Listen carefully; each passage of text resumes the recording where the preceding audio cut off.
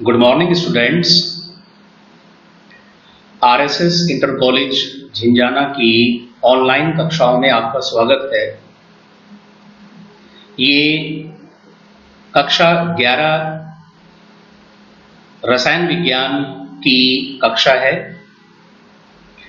आज हम अपने पाठ्यक्रम का तीसरा अध्याय तत्वों का वर्गीकरण तथा गुणों में आवर्तिता का अध्ययन करेंगे। इस कक्षा का ये लेक्चर नंबर 1 है। तो आइए हम आरंभ करते हैं तत्वों का वर्गीकरण तथा गुणों में आवर्तिता।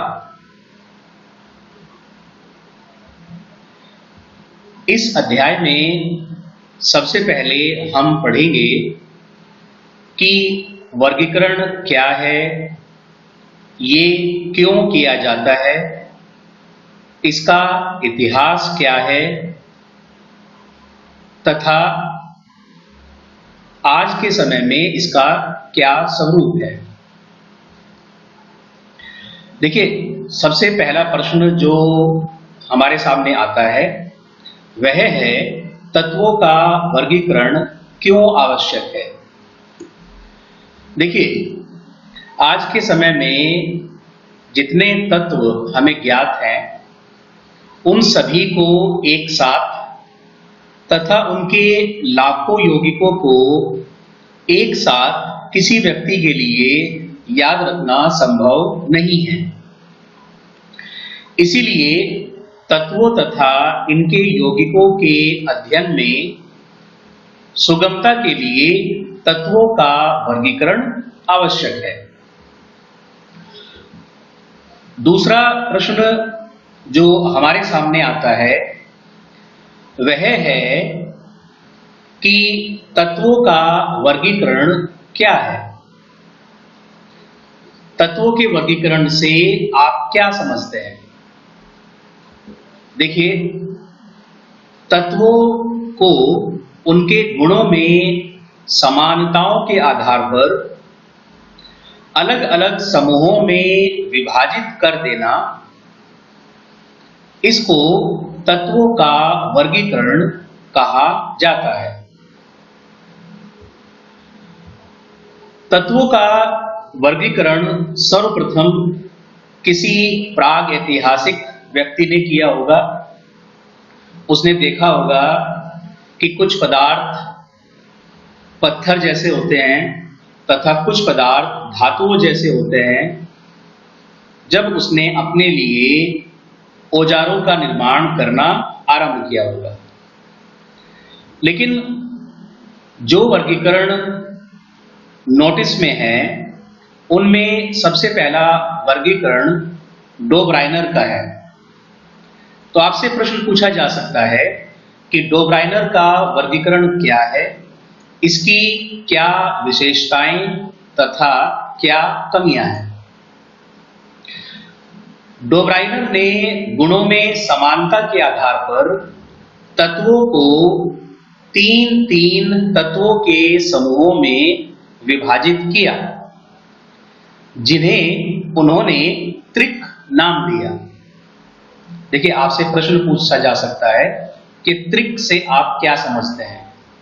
तो आप बताएंगे कि डोब्राइनर ने गुणों में समानता के आधार पर तत्वों को तीन तत्वों के समूहों में विभाजित किया, जिन्हें त्रिक कहते हैं। इन त्रिकों की क्या विशेषता थी कि यदि तत्वों को परमाणु द्रव्यमान के बढ़ते हुए क्रम में रखा जाए तो मध्य वाले तत्व का परमाणु द्रव्यमान शेष दोनों तत्वों के परमाणु द्रव्यमानों का अंकगणितीय औसत होता था। जैसे हम इस बात को एक उदाहरण लेकर समझेंगे। क्षारीय धातुओं का एक त्रिक है जिसमें लिथियम 7, सोडियम 23, वह पोटेशियम 39 को रखा गया है।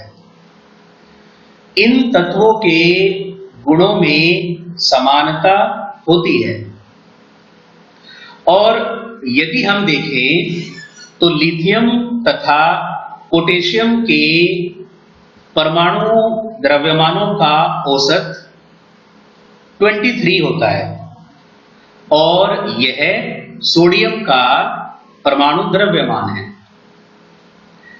लेकिन डोब्राइनर सभी तत्वों को इस तरह त्रिक या ट्रायड में विभाजित नहीं कर सके और यही इस वर्गीकरण की सबसे बड़ी कमी थी। इसके बाद दूसरा वर्गीकरण न्यूलैंड का वर्गीकरण है। न्यूलैंड ने अपने वर्गीकरण में संगीत के 7 सुरों का सहारा लिया। न्यूलैंड ने देखा कि जिस तरह से संगीत की सरगम में हर 8वां सुर पहले सुर की तरह होता है, तो उन्होंने तत्वों को परमाणु द्रव्यमान के बढ़ते क्रम में इस प्रकार व्यवस्थित किया कि प्रत्येक 8वां तत्व गुणों में पहले तत्व के साथ समानता दिखाता था। जिस तरह से संगीत का 8वां सुर पहले सुर की तरह होता है, इसी तरह उन्होंने ये व्यवस्था बनाई थी और इस व्यवस्था को उन्होंने न्यूलैंड का अष्टक नियम नाम दिया। इस वर्गीकरण की विशेषता यह थी कि इसमें पहली बार आवर्तिता या पीरियोडिसिटी की सार्थक परिकल्पना की गई, परंतु इसकी कमी यह थी कि कुछ ही तत्वों को छोड़कर बाकी तत्वों पर यह वर्गीकरण लागू नहीं किया जा सका।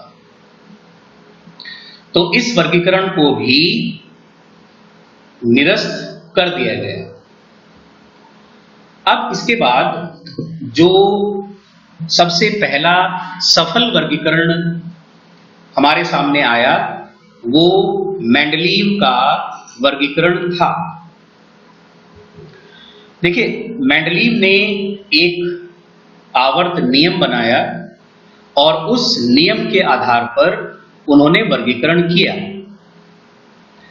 मेंडलीव के नियम के अनुसार तत्वों के भौतिक व रासायनिक गुण उनके परमाणु द्रव्यमान के आवर्ती फलन में होते हैं। तत्वों के भौतिक व रासायनिक गुण उनके परमाणु द्रव्यमान के आवर्ती फलन में होते हैं, अर्थात तत्वों को परमाणु द्रव्यमान के बढ़ते क्रम में व्यवस्थित करने पर निश्चित अंतरालों पर समान गुणों की आवर्तिता होती है, अर्थात ऐसे तत्व रिपीट होने लगते हैं जिनके गुण पहले वाले तत्व के समान होते हैं। अब इस नियम के आधार पर मेंडलीव ने एक आवर्त सारणी बनाई। अब हम पढ़ेंगे कि मेंडलीव की आवर्त सारणी क्या है, इससे क्या बेनिफिट्स हुए और इसकी क्या कमियां हैं। देखिए, मेंडलीव ने तत्वों को परमाणु भारों के बढ़ते क्रम में रखते हुए एक सारणी बनाई। इस सारणी में 7 क्षैतिज आवर्त तथा 8 ऊर्ध्वाधर वर्ग थे। देखिए, आपसे ये पूछ लिया जाता है कि आवर्त तथा वर्ग से आप क्या समझते हैं। तो आवर्त सारणी में जो क्षैतिज कॉलम होते हैं उनको आवर्त कहते हैं और जो ऊर्ध्वाधर कॉलम होते हैं उनको वर्ग कहते हैं। इस आवर्त सारणी की विशेषता ये थी कि पहले 7 वर्गों को दो उपवर्गों अर्थात उपवर्ग ए तथा उपवर्ग बी में विभाजित किया गया था, जबकि 8वें वर्ग को 3 उपवर्गों में विभाजित किया गया था। तो अगर हम देखना चाहें तो ये वो आवर्त सारणी है जो गुणों में समानताओं के आधार पर मेंडलीव ने बनाई थी। आप देख सकते हैं कि इसमें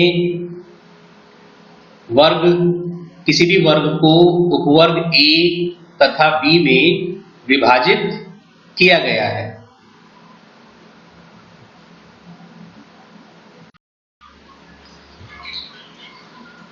चलिए अब हम आगे बढ़ते हैं कि मेंडलीव आवर्त सारणी की विशेषताएं क्या हैं।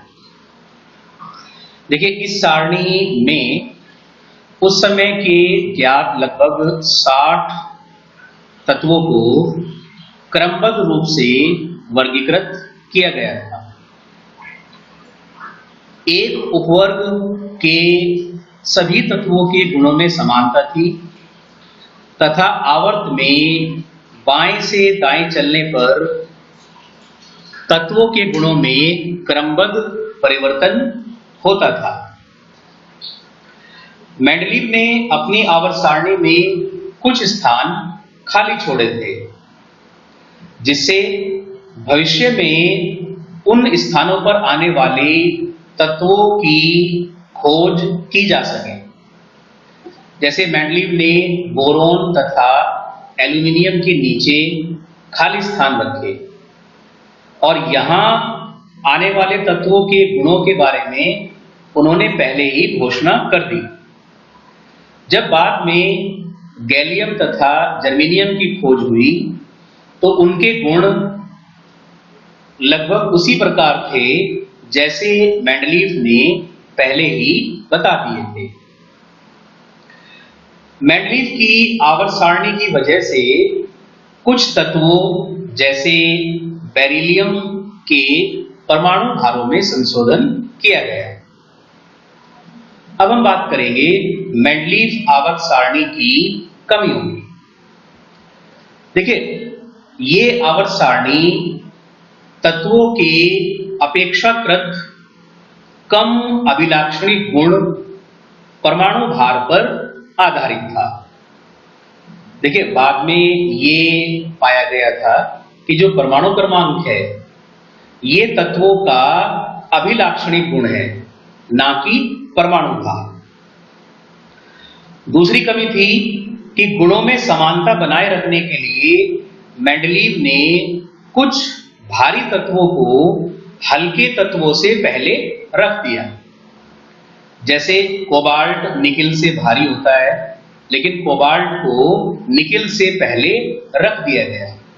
अर्थात मेंडलीव ने जो अपना नियम बनाया था उन्होंने उसका पालन नहीं किया। इसके साथ ही एक वर्ग के उपवर्गों में रखे तत्वों के मध्य बहुत अधिक असमानताएं थी। यानी पास पास में जो तत्व रखे हुए थे एक ही वर्ग में, दो अलग अलग उपवर्गों में, उनके गुण आपस में बिल्कुल भी नहीं मिलते थे। तो देखिए, ये मेंडलीव की आवर्त सारणी के बारे में कुछ जानकारियां हुई। आप इस वीडियो के द्वारा इस टॉपिक को समझ लेंगे और जो नोट्स मैंने आपको भेजे हैं उनकी सहायता से आप अपने नोट्स अपनी कॉपी में पूरा कर लेंगे। और यदि ये वीडियो आपको अच्छी लगे तो आप इसे लाइक करें और इसको सब्सक्राइब भी करें।